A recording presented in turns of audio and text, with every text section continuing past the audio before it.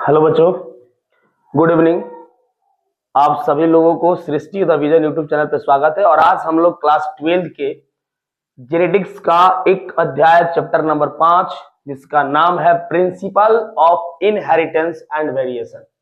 ठीक है, यानी कि ये जो टॉपिक है किसका है? जेनेटिक्स का है। ध्यान देना, एक मिनट, 1 मिनट। ठीक है, किसका ये? जेनेटिक्स का है। ठीक, ध्यान देना, यानी कि ये जो टॉपिक हमारा है ये किसका है? जेनेटिक्स का है। ठीक, तो इस चैप्टर में हम लोग पढ़ेंगे कि प्रिंसिपल ऑफ इनहेरिटेंस यानी कि इनहेरिटेंस का मतलब क्या है और वेरिएशन का मतलब क्या होता है। ठीक है, पूरे चैप्टर में हम लोग इसी की बात करेंगे, चर्चाएं करेंगे इनहेरिटेंस एंड वेरिएशन की। तो चैप्टर का नाम ही है principle of inheritance and variation. और उसमें कुछ टॉपिक दिए हैं। चैप्टर को पढ़ने से पहले ये पता किया जाती है कि इस चैप्टर में एक्चुअली है क्या, इस पूरे होल चैप्टर में हमको करना क्या है। ठीक है, उसके बाद हम कोई काम करेंगे तब अच्छा होगा। तो सबसे पहले हमारा क्या है, ध्यान देना। ठीक है, सबसे पहला टॉपिक है हमारा मेंडल्स लॉ ऑफ इनहेरिटेंस। क्या है? Mendel's law of inheritance. दूसरा है इनहेरिटेंस ऑफ 1 जीन। तीसरा है इनहेरिटेंस ऑफ 2 जीन। चौथा है सेक्स डिटर्मिनेशन। पांचवा है म्यूटेशन और छठवा है जेनेटिक डिसऑर्डर। ठीक है, ये आपके टोटली 6 टॉपिक है जिसमें हम लोग सबसे पहली बात करेंगे मेंडल साहब की। क्योंकि आपको पता होना चाहिए कि फादर ऑफ जेनेटिक्स किसे कहते हैं हम लोग? मेंडल को ही कहते हैं। यानी कि अगर बात की जाए इस जेनेटिक्स के, अगर फादर की बात की जाए, ठीक है, इस जेनेटिक्स के फादर की बात की जाए तो कौन है? हमारे मेंडल साहब। ठीक है, यानी कि फादर ऑफ जेनेटिक्स कौन है? मेंडल साहब। तो सबसे पहले हम मेंडल साहब की बायोग्राफी पढ़ेंगे, उसके बाद इनके नियम पढ़ेंगे। इनके नियम 3 हैं, law of dominance, law of segregation और लॉ ऑफ इंडिपेंडेंट असॉर्टमेंट। तो 3 नियम आपके मेंडल साहब के हैं। उसके बाद ये पढ़ेंगे कि इनका नियम एक्चुअली इनहेरिटेंस में लाया क्यों गया था और किस प्रकार से ये इनका नियम जो था इनहेरिटेंस के लिए सक्षम था। राइट, तो सबसे पहले बात करेंगे हम लोग मेंडल की, उसके बाद लॉ की, उसके बाद इनहेरिटेंस की। उसके बाद बात करेंगे बाबू इनहेरिटेंस ऑफ 1 जीन, कि किस प्रकार से एक जीन, अगर जीन की बात करें तो आपको पता होना चाहिए कि smallest segment of DNA is called gene. यानी कि डीएनए के छोटे खंड को ही क्या कहते हैं हम लोग? जीन कहते हैं। तो किस प्रकार से 1 जीन एक पीढ़ी से दूसरे पीढ़ी में कैरी करता है। राइट, और तीसरा आपका है 2 जीन, यानी कि किस प्रकार से माता और पिता दोनों का जीन अब उसके ऑफस्प्रिंग यानी कि उसके संतान में इनहेरिटेंस करता है, कैरी करता है। राइट, ये हमारा तीसरा टॉपिक था। चौथा है सेक्स डिटर्मिनेशन, किस प्रकार से आपके जो मेल होते हैं और वो फीमेल, अगर कोई डाउटर हो या सन हो, उनमें कौन से सेक्स ऑर्गन होगा ये कौन डिसाइड करेगा, कौन डिटरमाइन करेगा। इस टॉपिक में हम लोग ये पढ़ेंगे कि एक्चुअली मेल और फीमेल में जो सेक्स ऑर्गन होते हैं हमारे, उसको डिटरमाइन करने वाला कौन होता है। राइट, और आपका पांचवा है म्यूटेशन, यानी कि म्यूटेशन जो होता है एक्चुअली होता क्या है? 10 क्लास में हम लोग पढ़ते हैं, क्लास 10th में, कि सडन चेंज को ही क्या बोलते हैं हम लोग? म्यूटेशन बोलते हैं। लेकिन यहां पर हम थोड़ा सा डीप पढ़ेंगे एक्चुअली म्यूटेशन का अर्थ क्या होता है। सडन चेंज करने से तो नहीं होगा ना, ठीक है, यहां पर हम लोग डिटेल्स करेंगे। उसके बाद है जेनेटिक डिसऑर्डर, कि किस प्रकार से क्रोमोसोम में डिसऑर्डर होते हैं, तो उनका कैसे कैरेक्टर होता है, कैसे प्रॉपर्टीज हो जाती है, कैसे उनके फीचर्स हो जाते हैं, ये सारे चीज, और वो एक्चुअली डिसऑर्डर होता क्यों है। ठीक है, जैसा हम अगर बात करते हैं एग्जांपल में प्रीसियस ह्यूमन की, उसके बाद अगर हम बात करते हैं हिन्नी की, उसके बाद अगर हम बात करते हैं म्यूल की, इन लोगों के जो इन जो जीव हमारे पास है, इनमें जो क्रोमोसोमल डिसऑर्डर हुआ एक्चुअली वो हुआ कैसे। ठीक है, प्रीसियस ह्यूमन किस प्रकार से निर्मित हो जाते हैं, क्योंकि आपको पता है कि प्रीसियस ह्यूमन जो होते हैं रिप्रोडक्शन के लिए कैपेबल नहीं होते हैं, फिर भी उनकी संख्या हमारे देश में बहुत ज्यादा बढ़ी हुई है। आखिर क्यों? विदाउट रिप्रोडक्शन वो कैसे बढ़ सकते हैं?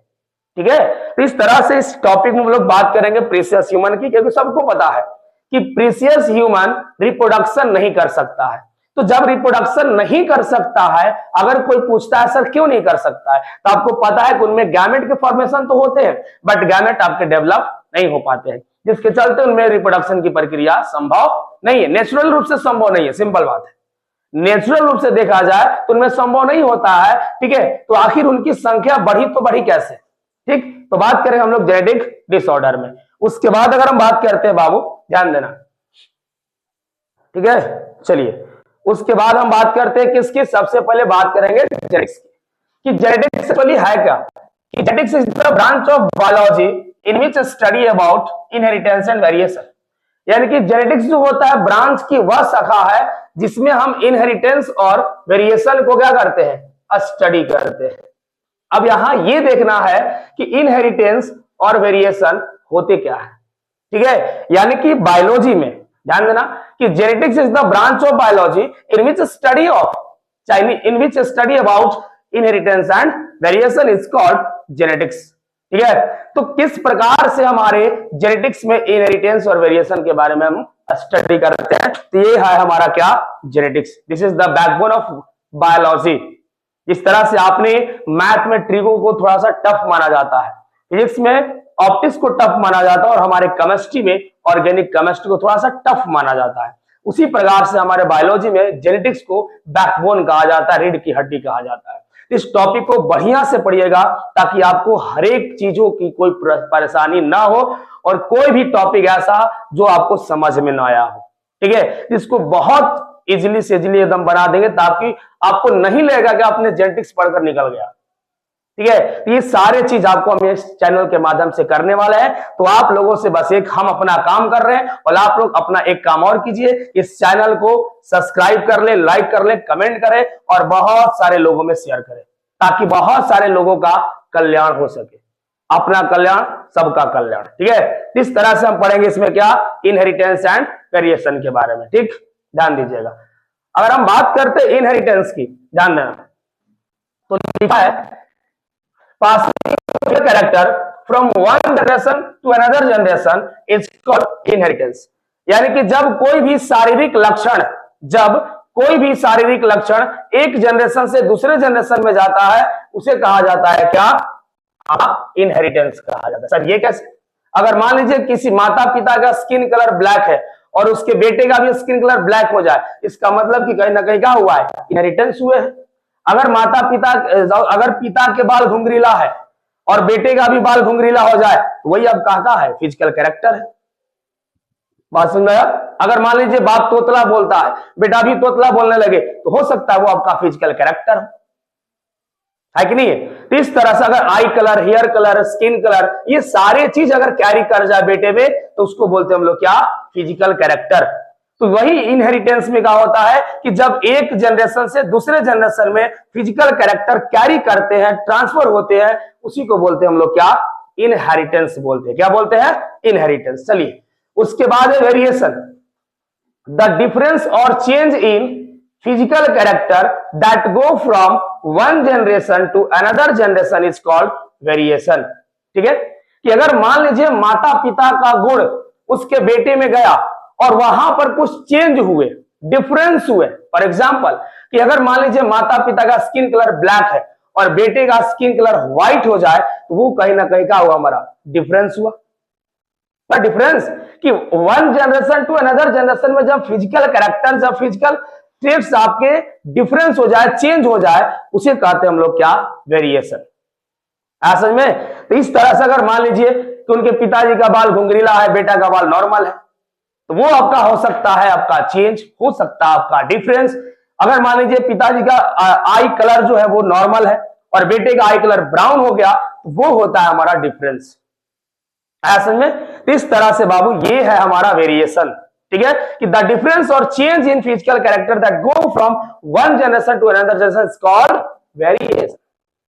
कि अगर एक जनरेशन से दूसरे जनरेशन में कोई कैरेक्टर कैरी करता है और दूसरे जनरेशन में अगर कोई डिफरेंस आता है, चेंज आता है, उसे कहते हैं हम लोग क्या, वेरिएशन बोलते हैं, राइट, ओके। या इसको एक और भाषा में बोल सकते हैं कि the change that occur between parent and offspring are called variation. कि अगर मान लीजिए माता पिता और संतान के बीच में जो डिफरेंट होता है, जो डिफरेंट कैरेक्टर होते हैं, जो डिफरेंट कैरेक्टर शो होते हैं, उसे कहते हैं हम लोग का है वेरिएशन। बोलिए आया समझ में? कि अगर मान लीजिए अगर ये नहीं याद है तो ये याद कर लो कि अगर पेरेंट्स और ऑफस्प्रिंग के बीच में कोई चेंज आता है, कोई डिफरेंस आते हैं, उसी को तो बोलते हैं वेरिएशन। और जो कैरी करता है हमारा कैरेक्टर उसको बोलते हैं इनहेरिटेंस। आया समझ में? इस तरह से ये जैसे मान लीजिए आप पढ़ रहे हैं, सपोज एग्जांपल सुनिए मेरा, आप पढ़ रहे हैं 9th में, सॉरी 12th में, आपके पास सारा एनसीईआरटी बुक है और आपने उस सारे बुक अपने, जब छोटा भाई आपका 12th में गया तो वहां पर उसको कैरी करा दिया, तो वो क्या हुआ? इनहेरिटेंस। क्या हुआ? इनहेरिटेंस हुआ कि आपने अपना बुक किसको दिया? अपने छोटे भाई को दिया, तो वो हुआ इनहेरिटेंस। अनफॉर्चुनेटली अगर जब वो आपका छोटा भाई 12th में गया, वहां पर सिलेबस ही चेंज हो गया, तो क्या आपके बुक से वो पढ़ सकता है? नहीं पढ़ सकता है। तो आपने क्या किया? वहां पर चेंज आया, डिफरेंस आया। सर वो क्या हमारा है? वेरिएशन है। बोलिए, समझ में आया? वो क्या है? वेरिएशन है कि आपके भाई जब 12th में गए, वहां पर पूरा का पूरा सिलेबस ही चेंज हो गया, तो आपके बुक से कभी पढ़ नहीं सकता है। तो जब उसके जनरेशन में वो कैरी तो कर ही नहीं सकता है, चेंज हो गया, तो उसको बोलते हैं क्या हम? वेरिएशन। अगर सिलेबस चेंज ना हो तो आपके बुक से पढ़ सकता है, उसको बोल सकते हैं हम लोग क्या? इनहेरिटेंस। बोलिए, क्लियर? तो ये था हमारा इनहेरिटेंस और वेरिएशन, राइट। चलिए नेक्स्ट देखते हैं बाबू। उसके आगे है, देखिए उसके आगे है कुछ टर्मिनोलॉजी लिखा है, some important terminology. Actually sir ये है क्या? जैसे हम लोग क्रिकेट खेलते हैं, तो क्रिकेट में कुछ ऐसे वर्ड्स है जो हम लोग यूज करते हैं, जैसे mid of, mid on, cover point, ठीक है, मिड पॉइंट, वाइट, 6, 4, बोलते हैं वाइट, ऐसे बोलते हैं कि नहीं बोलते हैं? बोलते हैं। फिर उसके बाद स्टेट, गली, ये सारे चीज बोलते हैं, पॉइंट। तो उसी तरह से हमारे जेनेटिक्स में कुछ वर्ड्स के प्रयोग किए जाते हैं, और उन्हीं वर्ड्स को हम लोग अध्ययन करने वाले हैं कि वो वर्ड्स है क्या, वो वर्ड्स क्या है सर, ये चीज हम पढ़ने वाले हैं। तो सबसे पहले आप देख लीजिए इस वर्ड्स को, कि इस वर्ड्स को, और तब आपको हम समझा इस वर्ड। चलिए देख लीजिए वर्ड्स को।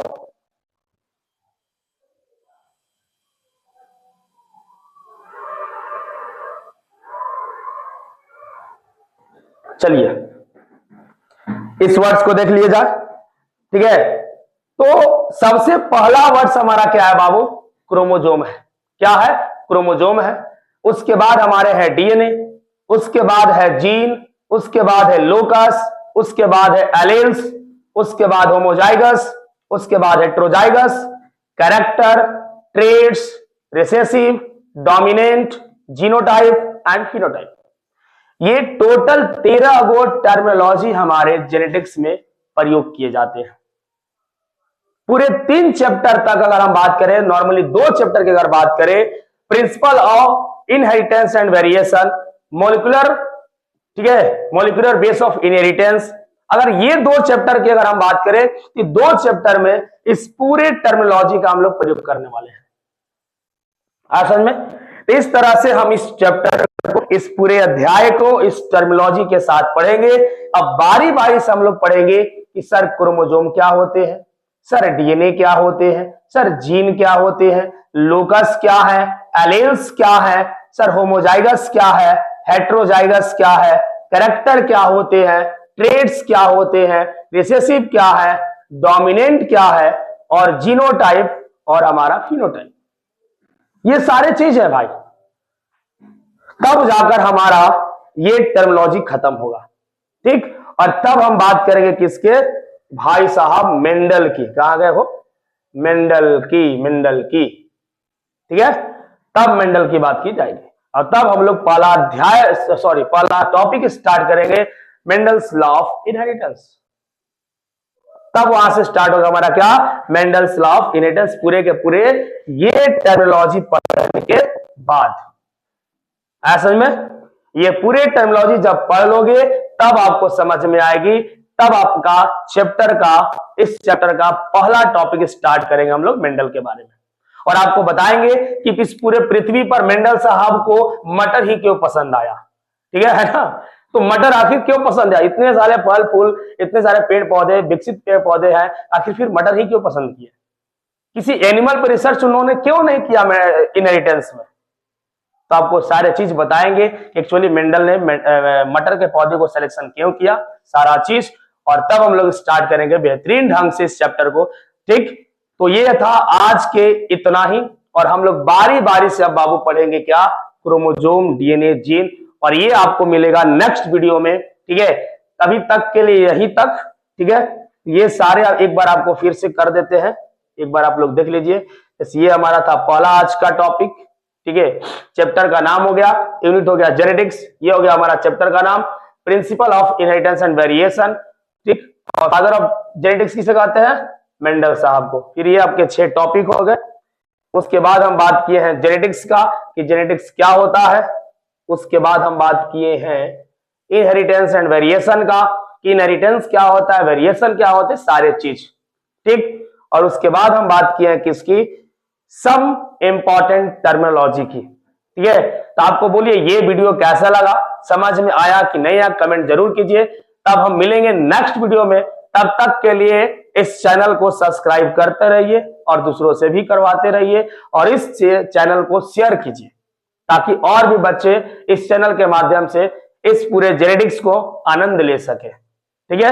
तो मिलते हैं बाबू नेक्स्ट वीडियो में, तब तक इस वीडियो को देखते रहिए और पढ़ते रहिए और नोट्स तैयार करते रहिए, ठीक है। Thank you.